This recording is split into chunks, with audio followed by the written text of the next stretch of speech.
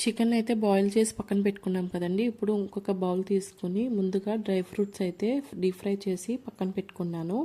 ఇందులో బిర్యానీ స్పైసెస్ కూడా యాడ్ చేసుకుని మనం ముందుగా చికెన్ బాయిల్ చేసుకున్నప్పుడు వచ్చిన వాటర్ని కొలత లెక్క తీసుకుని ఇందులో యాడ్ చేసుకుని బిర్యానీ రైస్ కూడా యాడ్ చేసుకుని దీన్ని పలుకులుగా ఉండేలాగా బాయిల్ చేసుకొని పక్కన పెట్టుకోవాలి. ఇప్పుడు ఇంకొక ప్యాన్ తీసుకుని మనం బాయిల్ చేసుకున్న చికెన్ అయితే డీప్ ఫ్రై చేసుకోవాలండి. డీప్ ఫ్రై అంటే కొంచెం ఆయిల్ వేసుకొని బాగా రెడ్గా వచ్చేదాకా కూడా మనం ఫ్రై చేసి పక్కకు తీసుకోవాలి. ఇప్పుడు మనం మండీ ప్లేటింగ్ చేసుకోవడానికి ఇలా పెద్దగా ఉన్న ఒక ప్లేట్ని తీసుకుని అయితే రైస్ని ఇలా సెపరేట్ చేసుకొని మనం ఫ్రై చేసి పెట్టుకున్న చికెన్ పీసెస్ అలాగే కాజు బాదంని ఫ్రై చేసి పక్కన పెట్టుకున్నాం కదా, వాటిని అలాగే క్యారెట్ ఆనియన్స్తో ఇట్లా గార్నిష్ అయితే చేసుకుని ప్లేటింగ్ అయితే ఇట్లా రెడీ చేశాను. మీకు ఎలా అనిపించింది ఒక కామెంట్ చేయండి.